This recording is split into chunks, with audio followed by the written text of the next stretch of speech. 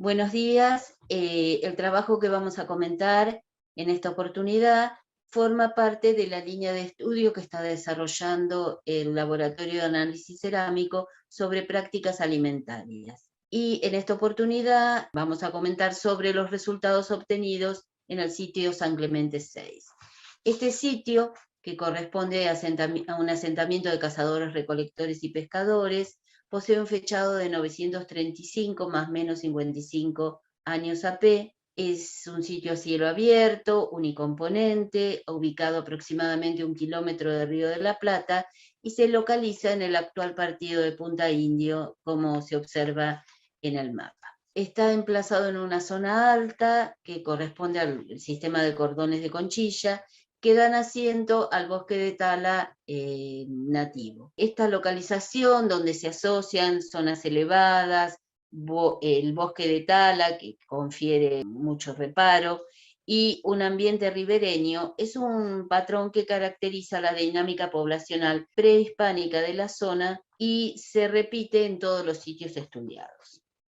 Los objetivos en esta oportunidad son dar a conocer los primeros resultados del análisis de microrrestos vegetales realizados sobre distintos tipos de vasijas cerámicas procedentes del sitio San Clemente 6. Así también se pretende aportar al conocimiento acerca del consumo de plantas, tanto espontáneas como domesticadas, en el pasado pampeano y aportar a la discusión de las prácticas alimenticias en grupos cazadores-recolectores. En cuanto a los materiales y métodos, se seleccionaron los materiales a partir de criterios morfofuncionales aplicados al conjunto cerámico y así se seleccionaron fragmentos procedentes de 10 contenedores de procesamiento y servicio y 5 fragmentos de instrumentos de transferencia. Posteriormente, para recuperar los residuos para el análisis de microrestos vegetales,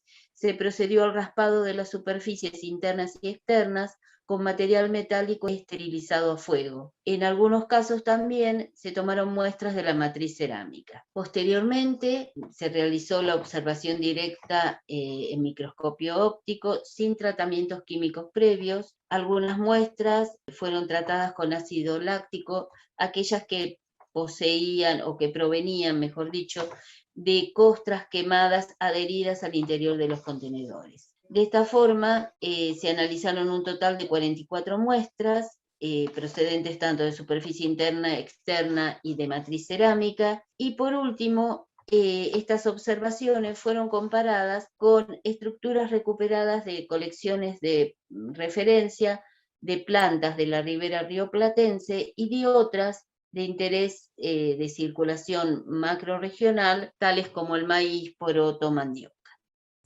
En cuanto a los resultados, reconocimos la presencia de diversas estructuras vegetales como fibras, células pétreas, fitolitos y almidones. En este trabajo profundizaremos en el componente almidonoso. Registramos granos de almidón de un instrumento de transferencia y 6 contenedores de procesamiento, mayoritariamente en sus superficies internas. Dentro de este conjunto identificamos ceamais, así como almidones afines a Maniote esculenta, almidones de Phaseolus y otros afines a Enredera cordifolia, una trepadora de crecimiento espontáneo en el área y con tubérculos comestibles, que localmente denominan papa del aire. También una serie de granos esféricos a ovales que resultan redundantes en el reino vegetal y por ende indeterminables. Entonces, como dijimos, identificamos almidones de ceamais en el cuadrante superior y otros afines a Maniote esculenta en el cuadrante inferior. A la izquierda se encuentran los almidones arqueológicos y a la derecha las referencias, donde se pueden ver las similitudes tanto en forma como en tamaño. Almidones que identificamos como Phaseolus están arriba y los que tienen afinidad con Enredera cordifolia están abajo. Siempre los arqueológicos a la izquierda y las de referencia a la derecha. Reconocimos también evidencias de procesamiento en algunos almidones por exposición al calor, que podría deberse a tostado o hervido, y rasgos que podrían asociarse a eventos de molienda, fermentación y germinación. Cabe destacar que la mayor parte de los granos se encontraron hidrolizados, es decir, que presentan una pérdida de birrefringencia por daños en su estructura cristalina, Esto podría deberse a procesos naturales que ocurren en la planta o a una diversidad de actividades antrópicas. Entre estas últimas pudimos observar eventos de hervido o tostado que se evidencian por centros oscuros que se observan bajo luz normal y polarizada. Fermentación, que produce oquedades en el centro de los granos, llegando a generar formas anulares en casos extremos. Y otro rasgo resultante es la generación de superficies rugosas, aunque esto también podría ser causado por eventos químicos que ocurren durante la germinación. El proceso de molienda resulta en granos de almidón fracturados, colapsados o reventados, con fisuras y pérdida total o parcial de birrefringencia. Por último, la exposición al calor con presencia de agua conlleva un aumento en el tamaño de los granos, la pérdida gradual de la birrefringencia y también su gelatinización. En cuanto a las consideraciones finales, la ampliación de una colección de referencia de especies espontáneas y domesticadas de la zona de estudio, así como las tareas de experimentación, permitirán incrementar y o afinar tanto las determinaciones taxonómicas como las actividades de procesamiento y de consumo. Por otro lado, registramos nuevas evidencias directas de utilización y procesamiento de Sea maíz y posiblemente Maniote esculenta, destacando la primera identificación de Phaseolus para la zona de estudio. Estas plantas domesticadas aparecen en conjunto con otras especies de crecimiento espontáneo de la ribera bonaerense, como es Enredera cordifolia. Observamos también diferentes prácticas de procesamiento asociadas a los tipos morfofuncionales cerámicos. Los almidones con rasgos de fermentación o germinación y posterior tostado o hervido se hallaron en instrumentos de transferencia y los identificamos como Sea maíz. Por otro lado, algunos granos de almidón de contenedores de procesamiento y servicio muestran evidencias de molienda y posiblemente exposición al calor con presencia de agua. Esto se observa en granos identificados como Phaseolus, Sea maíz y otros afines a Maniote esculenta. En algunas de las piezas cerámicas analizadas se puede observar más de una práctica de procesamiento, como germinación o fermentación más calor y molienda más hervido. Mientras que en otras piezas también se identifica más de una planta domesticada en conjunto con espontáneas, por ejemplo, maíz, más poroto, más mandioca, más papa del aire. En todos los casos, Phaseolus siempre es acompañado por Sea maíz. Ahora, si estas combinaciones se tratan de un evento o de varios, eso no podemos determinarlo. Por último, en algunos fragmentos cerámicos solo registramos una única especie amilácea, por ejemplo, solo maíz o solo afín a mandioca. A partir de esto podemos decir que las plantas identificadas son todas especies con órganos almacenadores de almidón que presentan registros de usos alimenticios en la actualidad y que a través de las actividades de cultivo en sentido amplio, que incluyen distintas formas de control del entorno biocultural, como fomento, protección y recolección, se habrían incorporado plantas de crecimiento espontáneo como Enredera cordifolia a las actividades alimenticias de los grupos humanos que habitaron San Clemente VI. Las plantas domesticadas se registran en la zona de estudio desde hace unos 1800 años antes del presente, manifestándose una continuidad en San Clemente VI, apareciendo en este último sitio las primeras evidencias directas de consumo de Phaseolus. En la cuenca inferior del río Santa Lucía, en Uruguay, el maíz comienza a visualizarse hace unos 3000 años y Phaseolus hace unos 1500 años antes del presente. Por otro lado, en el litoral argentino, para momentos contemporáneos a San Clemente VI, se evidencia la presencia de Sea maíz, Phaseolus, Maniote esculenta y también otras domesticadas. En la región pampeana, macro y microrestos evidencian el consumo de plantas domesticadas desde hace por lo menos 1200 años antes del presente. Mientras tanto, análisis químicos sugieren el consumo de maíz desde hace alrededor de 2000 años antes del presente. Esto es congruente también con las evidencias directas en forma de microrestos correspondientes al sitio arqueológico Las Marías, en el partido de Magdalena, que data de unos 1800 años. Entonces, las plantas domesticadas pudieron introducirse en San Clemente VI a través de interacciones con áreas vecinas o bien cultivarse localmente. Por ahora, estos estudios demuestran que tanto plantas que crecen espontáneamente en la ribera rioplatense, así como las domesticadas, intervinieron en el complejo entramado de dimensiones de la producción de alimentos en San Clemente 6.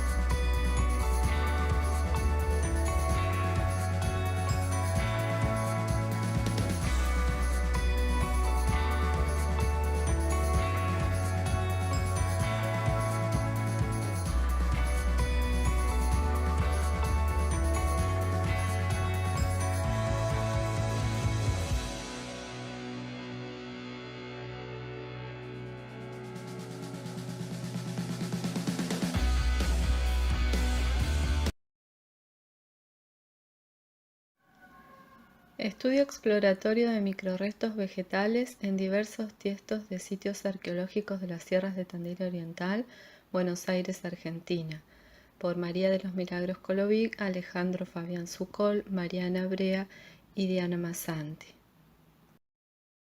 Las sierras de Tandil Oriental constituyen un espacio muy propicio para la ocupación humana desde finales del Pleistoceno por presentar numerosos reparos rocosos, cuevas y aleros. Los abordajes multidisciplinarios en estos sitios arqueológicos han permitido reconstruir los modos de vida desarrollados en estos asentamientos desde momentos tempranos, permitiendo comprender la dinámica de ocupación de esa área territorial. El registro arqueológico hallado a lo largo de las investigaciones se compone de un conjunto variable de asentamientos residenciales y de posibles usos rituales.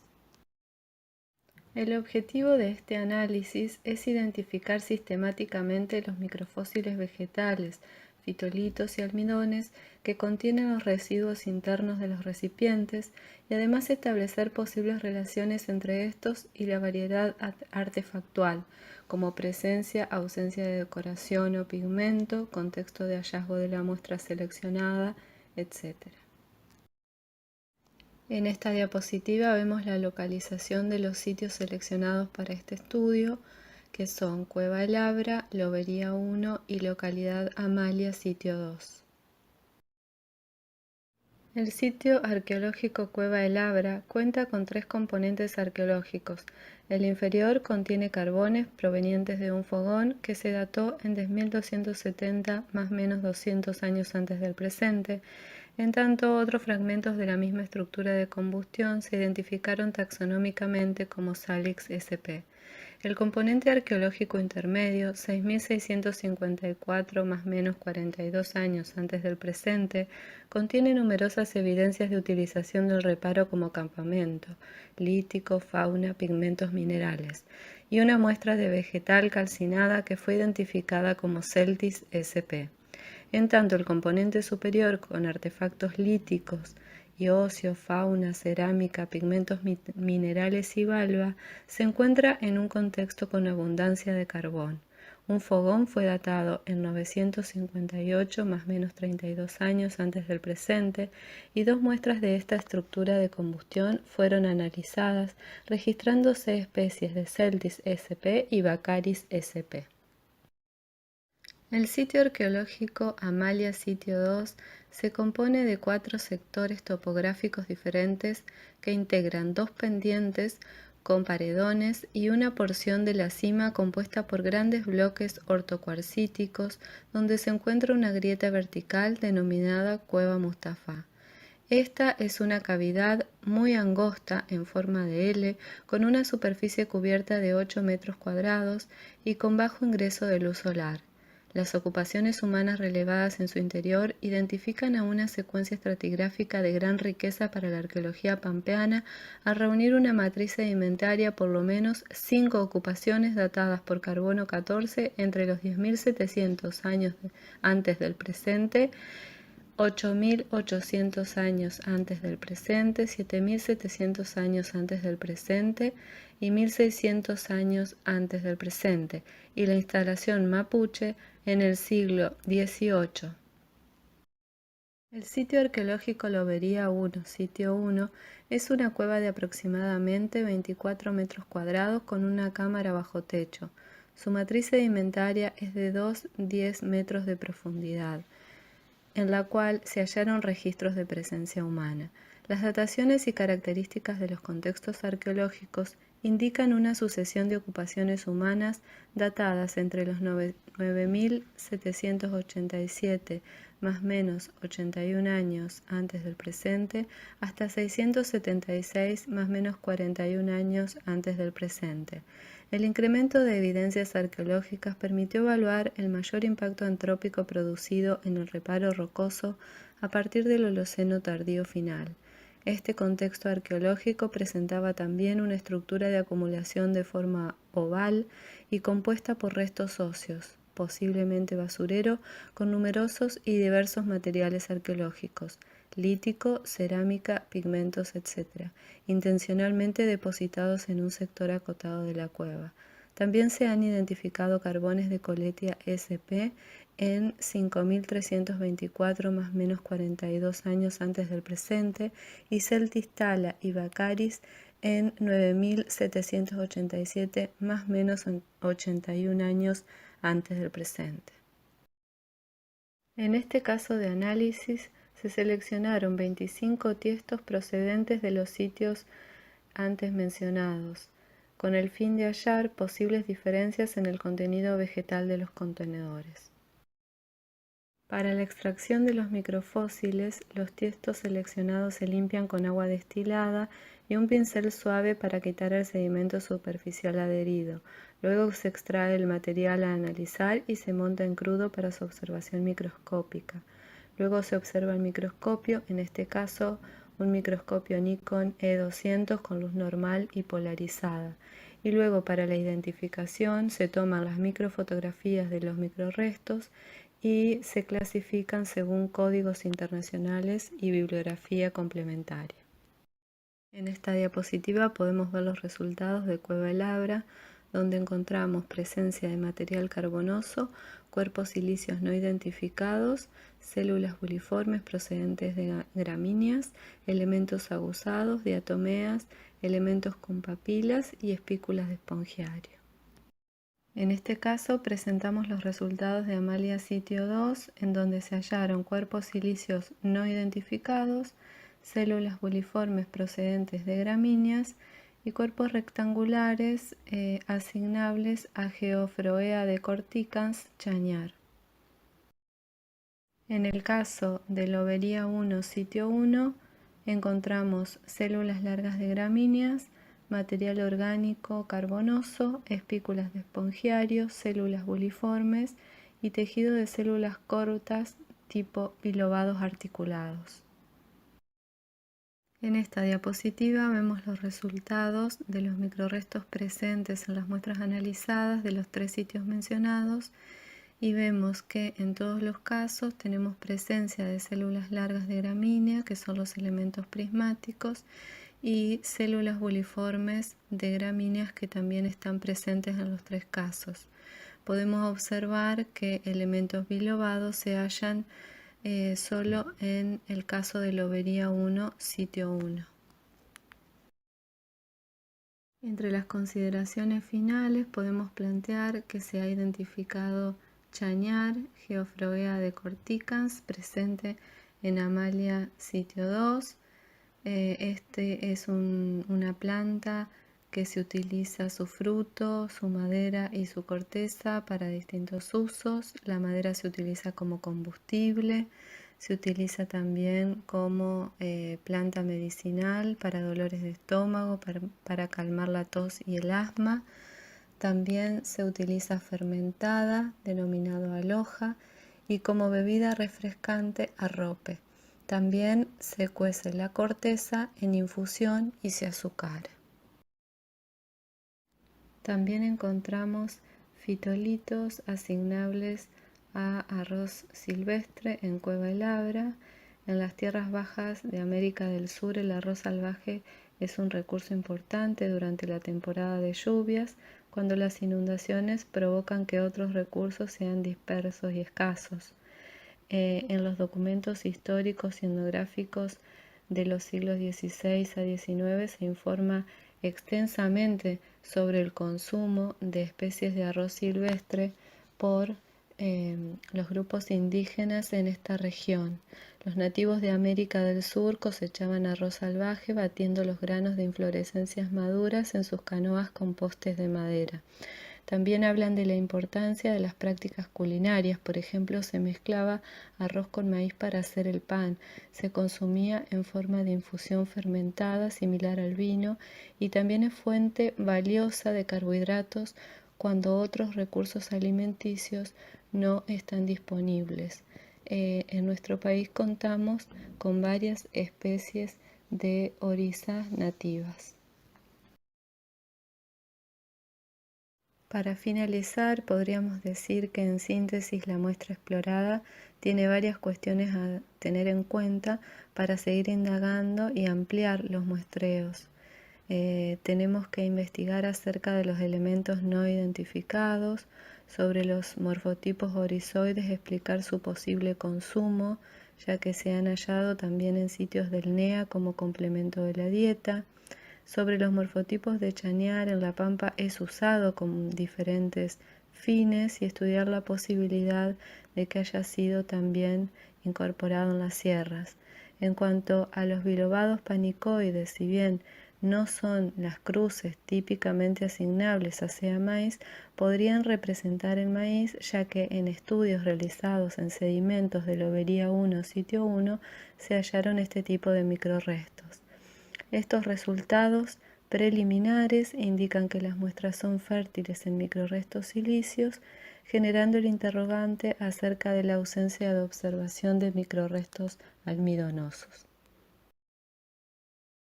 Muchas gracias.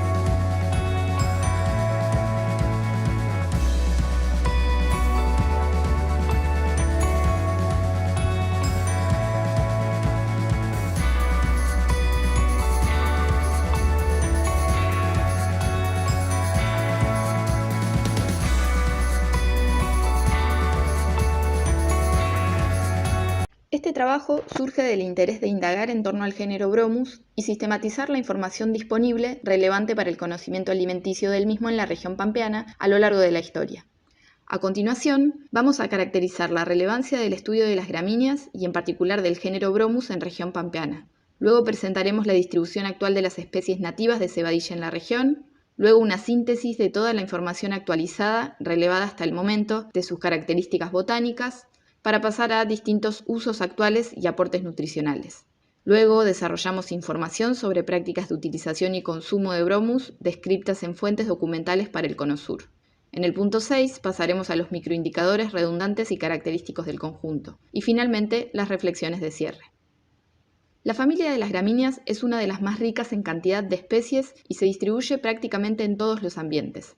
En particular, los cereales tienen una especial relevancia en términos alimenticios que se justifica en que sus granos constituyen alimentos de alto valor nutricional, además son fáciles de almacenar y transportar por su bajo contenido en agua y tienen amplia tolerancia a climas diversos, bajos requerimientos hídricos y alto rendimiento. También son de las primeras plantas cultivadas con historias de más de 10.000 años y en el presente son la base de la alimentación de la población mundial que se centra en algunas especies de gramíneas como el trigo, el arroz y el maíz. Específicamente, al interior de esta familia, el género Bromus es de particular interés para la región. Es sugerente señalar que broma, palabra de la que proviene bromus, en griego significa alimento. Además, Cabrera lo menciona como uno de los géneros de gramíneas más frecuentes para la ecorregión pampeana, y hoy son unos de los principales constituyentes invernales de las pasturas. Lo conforman plantas con granos potencialmente alimenticios, denominadas comúnmente como cebadillas, y en algunos casos con evidencia de proveer un gran aporte nutricional. Incluso en territorios transcordilleranos, fueron domesticados previo a la conquista, resultando en la especie Bromus mango, que constituye uno de los pocos cereales nativos del cono suramericano. Con respecto a la distribución, las especies nativas disponibles para la región pampeana son Bromus auleticus, boneriensis, Brachyanthera, variedad Brachyanthera y variedad uruguayensis, Catharticus, variedad Catharticus y variedad rupestris, esta última antes denominada Bromus brevis, y lo destaco porque en la bibliografía figura muchas veces de esta manera. También se encuentra Bromus parodi y Bromus cetifolius, variedad cetifolius. En el mapa que se observa, cruzamos la información presente en los autores mencionados, generando una actualización y síntesis de la misma. Para cada especie, revisamos las descripciones botánicas actualizadas, recuperando la información principalmente del repositorio de floraargentina.edu y complementando los datos ausentes, principalmente relacionados con la fenología de diferente bibliografía. Por falta de espacio, aquí se presenta una síntesis. Son plantas mayormente perennes y cespitosas, de 40 a 100 centímetros de altura. Su inflorescencia se presenta en panojas de entre 10 y 20 centímetros mayormente. Las espiguillas están contraídas lateralmente, excepto en Bromus auleticus y Bromus brachyanthera, que son poco comprimidas. La cantidad de floras varía entre especies y al interior de las mismas, presentándose mayormente entre 4 y 8. El cariopse es lineal en todos los casos, excepto en Bromus cetifolius, que es elipsoidal. Mayormente mide entre 6 y 9 milímetros de longitud. Aquí presentamos una imagen con todas las especies y variedades mencionadas para que puedan observar las similitudes y las diferencias. Con respecto a los nombres comunes y fenología, de Brachyanthera y Cetifolius no hallamos datos. En la tabla figura información sobre los nombres comunes, el momento en que vegeta y clima y suelos a los que se adaptan. Particularmente nos interesa destacar el momento de floración, ya que es en el que se podría comenzar a recolectar los granos. En todos los casos sucede en primavera, mayormente en el mes de octubre, aunque encontramos pequeñas variaciones en la bibliografía, incluso al interior de una misma especie, según el área geográfica de crecimiento y su estado silvestre o cultivado.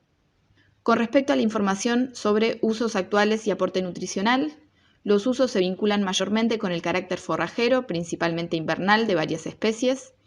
También una persona que entrevistamos en Necochea, un profesor de biología, consumió los cariopses de Bromus catharticus de forma alimenticia, aunque fue de forma casual para experimentarlo, y nos dijo que su sabor es dulce.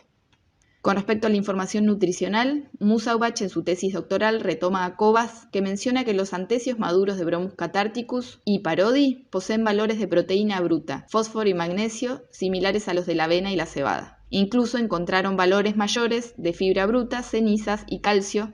Por su parte, Schmeda-Hirschman et al. Agrega para Bromus catharticus los valores de proteína y carbohidratos similares a los del trigo. Entre los ácidos se identificaron ácido aconítico y también ácidos grasos en un 67% del total. Con respecto a las fuentes documentales, para Bromus auleticus, boneriensis, Brachyanther en sus dos variedades, Parodii y Cetifolius variedad Cetifolius, no encontramos referencias directamente asignables a las especies.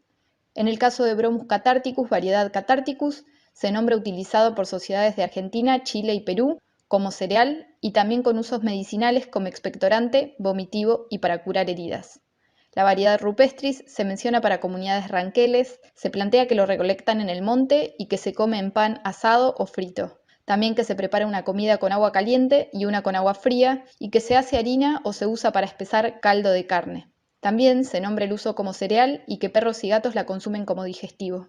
Otras menciones refieren a cebadilla en términos genéricos. Esta se plantea presente en Río Cuarto, también se menciona que en Chile se utiliza como purgante y para heridas, y Erice la menciona para comunidades mapuche y además describe la preparación de harinas y distintas prácticas que nombraremos a continuación. Antes destacamos que en los tres casos se nombra la cebadilla como lancu o lancú. Yendo a la descripción de Erice sobre distintas prácticas alimenticias, con respecto al tostado plantea que se disponen los granos en vasijas junto con arena y que cuando ésta se calienta lo suficiente, se saca la vasija del fuego y luego con movimientos oscilatorios se separa del grano. El molido se realiza sobre piedra de moler sobre cuero, con la mano tomada de ambos extremos. Y el almacenaje se describe que se hace en bolsas de cuero de animal joven, en pampa usualmente de nutria. Además, el cereal se mastica con saliva para generar levadura. Por su parte, también recuperamos información de Bromus mango, ya que, aunque hasta donde se conoce, solo fue domesticada en el actual territorio chileno, por la cantidad de referencias y descripciones existentes, es interesante recuperarla. Además, el cereal y sus prácticas asociadas podrían haber sido intercambiados con comunidades que vivieron en región pampeana. Bromus mango se menciona como un alimento cotidiano y muy cultivado. Por ser bianual, se describe primero un uso forrajero y luego alimenticio. También se plantea que los granos se tostaban al sol y molían en piedra para hacer harina, tanto con mortero como con los pies. Con respecto a los alimentos, se describe un pan sin levadura llamado kofke o kofke, cocinado asado o frito. También preparaciones con agua, caliente o fría, entre ellas chicha. Con respecto a los microindicadores, es importante recuperar la información disponible para caracterizar fitolitos y almidones, ya que la familia Poaceae es un grupo estenopolínico, por lo que no es posible diferenciar a niveles de subfamilia y o genéricos mediante el polen. La información sobre los almidones la obtuvimos de las autoras mencionadas en la diapositiva, que analizaron 50 cariopsis de cada una de las especies. Las características mayormente se comparten entre estas 4 especies.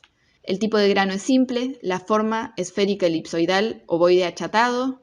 En el caso de Auleticus y Catharticus variedad Catharticus también incluye la forma irregular. La posición del hilum es céntrico, la forma del hilum elongado, las facetas de presión son ligeras, las fisuras ausentes y la lamela visible. Con respecto a los tamaños, entre estas especies no varían significativamente. Sobre los fitolitos, en términos generales, según la caracterización de Fernández-Onaine et al. 2006, la supertribu Triticoideae, dentro de la subfamilia Pooideae, se caracteriza por la dominancia de fitolitos oblongos, crenados y, en menor medida, ganchos y rondels. A su vez, Fernández-Onaine 2007 destaca la presencia de fitolitos articulados, para Bromus auleticus muy frecuentes los de tipo rondel y en el caso de Bromus catharticus muy frecuentes de tipo crenados. Para los no articulados, muy frecuentes los oblongos crenados, tanto en Auleticus como en Catharticus, y en esta última también frecuentes los elongados oblongos crenados. Por su parte, Musa-Umbach 2014 presenta un pelo bicelular de tipo Bromus. Como hemos visto, Bromus es un género ampliamente distribuido y disponible en la región pampeana, con evidencia de reunir buenas cualidades nutricionales, aunque con pocos registros sobre su utilización actual como alimento humano. Sin embargo, como vimos, las cebadillas se encuentran mencionadas en múltiples fuentes documentales y descriptas para una diversidad de usos. A su vez, creemos que la ubicuidad de fitolitos del tipo células cortas en región pampeana, tanto en sedimentos como en estudios sobre artefactos arqueológicos, fundamenta su investigación. De este modo, con la información reunida, buscamos aportar a la potencialidad de identificación de Bromus desde la práctica arqueológica. No solo sobre su presencia en contextos del pasado, sino también pensar hipótesis en torno a la utilización y los artefactos y materialidades asociadas a las prácticas alimenticias.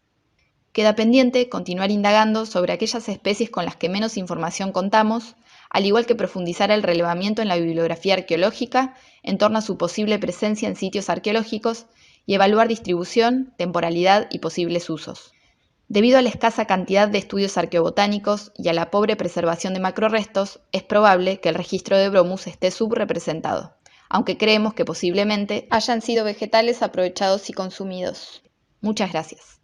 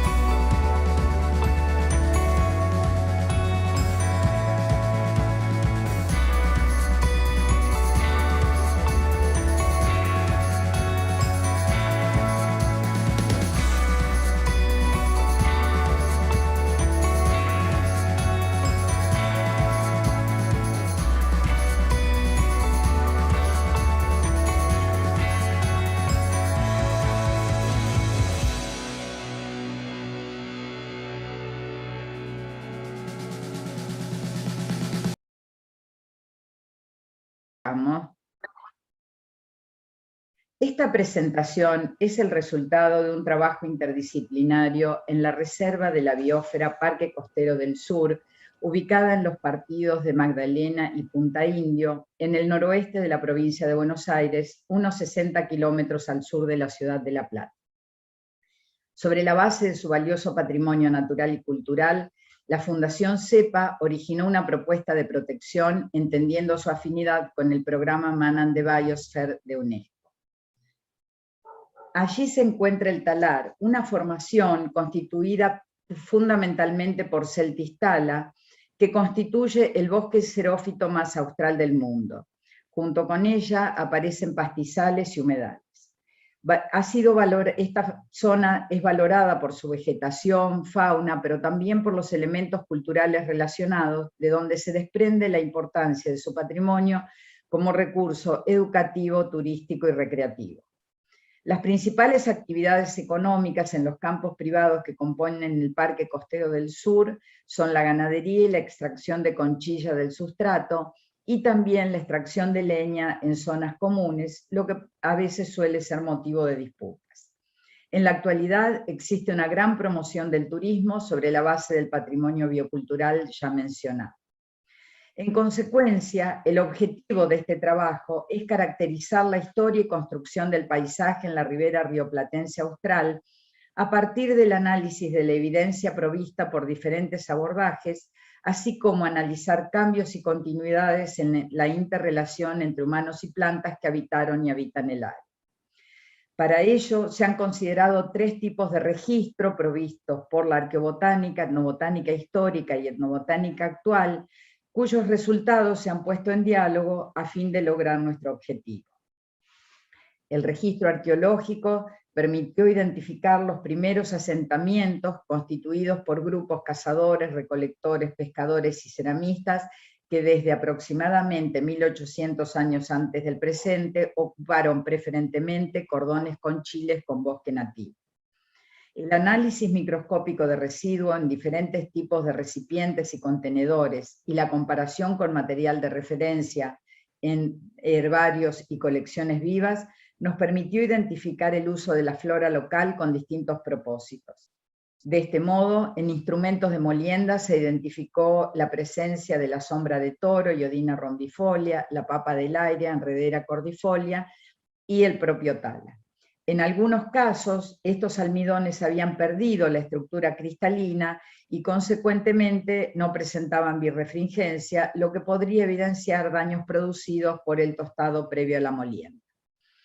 Asimismo, se observaron pipas prehispánicas en las cuales se encontraron evidencias de plantas constitutivas como la formación del talar, como lo es la sombra de toro, que en la actualidad se reconoce como medicinal, y que estaba asociada con una especie de efedra, enredadera psicoactiva conocida por estas propiedades.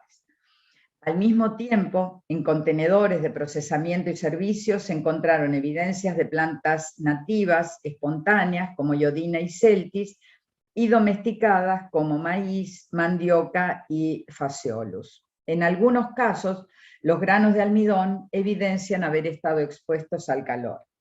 En contenedores de almacenaje e instrumentos de transferencia tubulares, en cambio, se observaron granos de almidón con evidencia de procesamiento por fermentación. Se supone que pudieron haber estado asociados con sustancias fermentadas, posiblemente bebidas.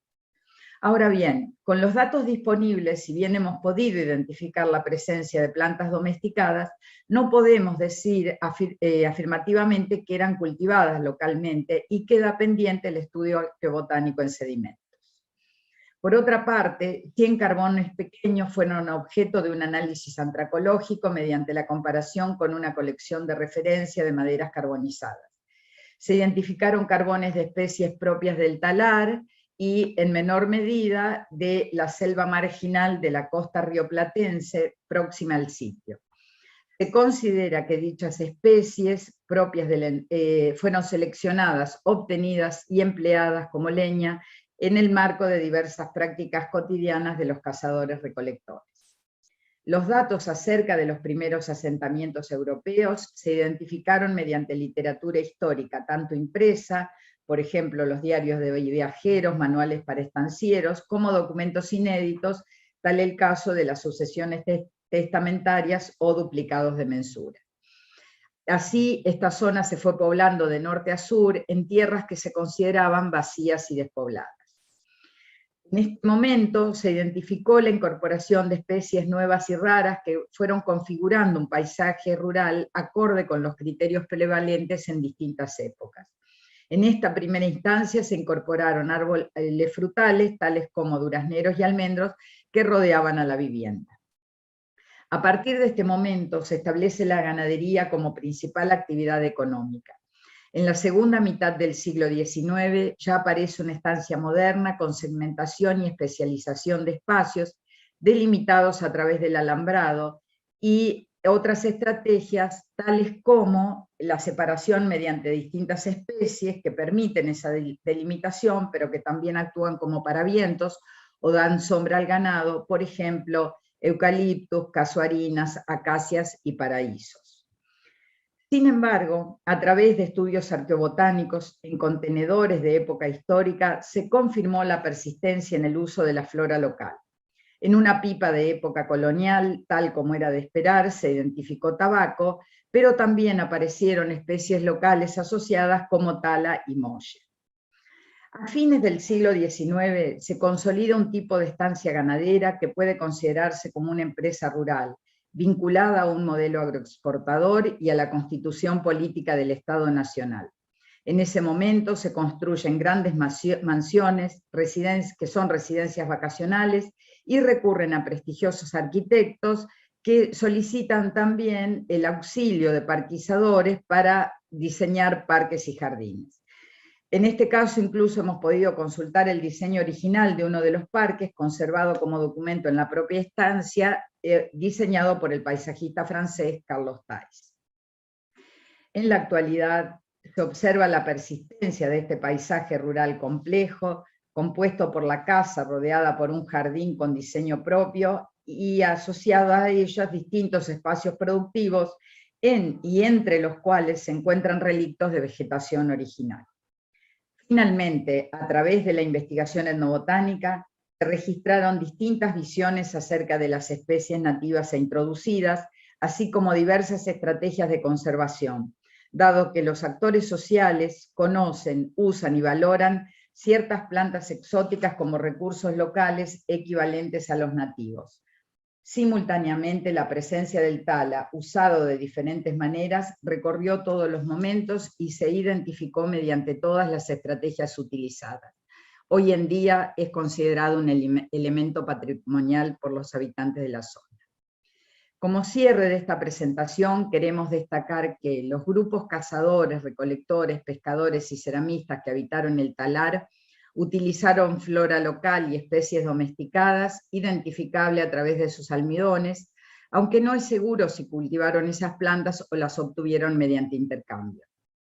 En los últimos 5 siglos, luego de la entrada de los europeos, esta región se convirtió en un espacio de explotación rural donde la estancia se consolida como unidad productiva. En consecuencia, el paisaje original de bosques de tala y pastizales se fue modificando paulatinamente por la introducción de especies ganaderas y arbóreas valoradas con diferentes propósitos como leña, frutos comestibles, sombra o por su valor ornamental. A lo largo de este proceso se fue configurando el paisaje y hoy en día no solo la formación vegetal nativa, el talar y sus componentes, sino también el arbolado resultante de la acción humana, son percibidos por los pobladores locales como parte de su identidad.